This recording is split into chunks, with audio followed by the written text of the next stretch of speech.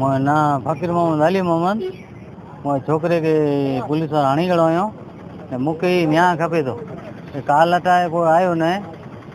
रात जो गंभीर हालत हुई मोए छोकरे जी तक मोए छोकरो थी पे तो हाँ जवाबदार करो अड़ी गाल हाँ ही वस्तु अड़ी थी है कि समूरो मोए छोकरे के पूरे वेठा हुआ पोए हॉस्पिटल 15-20 मिनट रही ने पहुंचायो आयो लोई मणे निकरी वही है हेवर गंभीर हालत में पियो है छोकरो मूंखे न्याय खपे मूंखे विनती है पुलिस वडे अधिकारी ने विनती है कि मूंखे न्याय दी है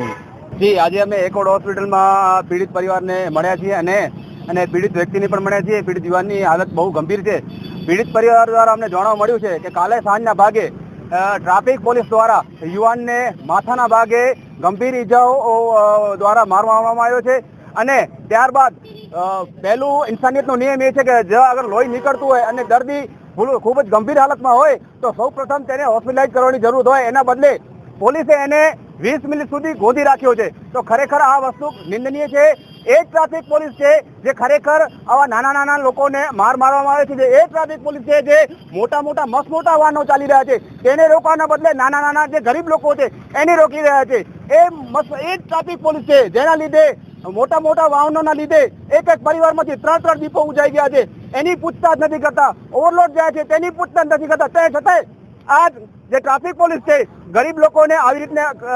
માર મારી અને કયો ઉદાહરણ પાર પાડી દી છે એ સમજવા નથી આવતું અને ત્યારબાદ કાલથી લઈ અને અત્યાર સુધી એક પીડિત પરિવારની અત્યાર સુધી જવાબ પણ પૂછવામાં નથી આવ્યો અને આ ખરેખર આ નિંદનીય છે અને અમે આ ઘટનાને વખોડીએ છીએ। અમે આજે પણ જશું અને એ ડિવિઝનમાં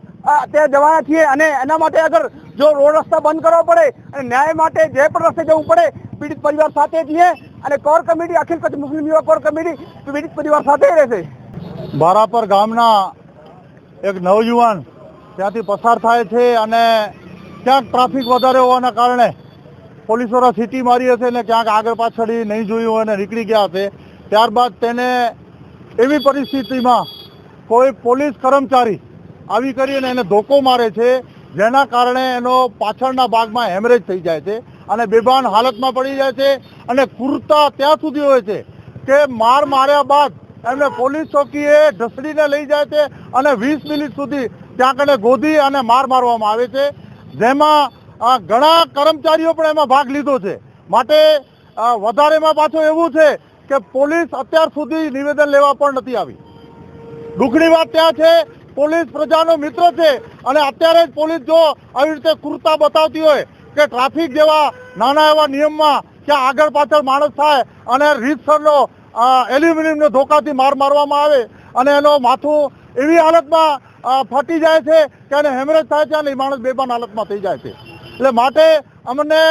પૂરી આશા છે ન્યાયતંત્ર ઉપર ન્યાય મળશે પણ આ પોલીસ તંત્ર જે છે તે ક્યાંક ને ક્યાંક આ કામગીરીમાં નબળું પડી રહ્યું છે તેવું જોવા મળી રહ્યું છે। માટે અમારી ઉચ્ચ અધિકારીઓને વિનંતી છે કે ગુનેગારને તમે સજા આપો પણ આવી ક્રૂરતા સાથે પબ્લિકની વચ્ચે બેસી કરી અને જે આ સજા થઈ છે તે ખરેખર નિંદનીય છે અને આવા બનાવો ફરી ન બને। ગુનેગાર હશે એ ગુનેગારને સજા આપો એમાં અમે સાથે છીએ પણ જે આ ક્રૂરતાની સાથે નાનો એવો નવયુવાન ત્યાંથી પસાર થતો હોય અને ક્યાંક સીટી ન સાંભળે કે પોલીસનો અવાજ ન સાંભળે અને પાછળથી જો એને ધોકો મારવામાં આવે અને એ બેભાન થઈ જાય અને બેભાન થયા બાદ પણ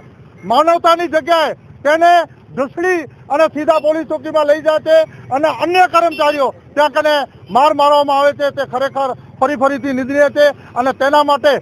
પૂરતી તપાસ થવી જોઈએ અને જરૂર જણાશે તો અમે ન્યાયાલયના પણ દરવાજા ખખડાવશું।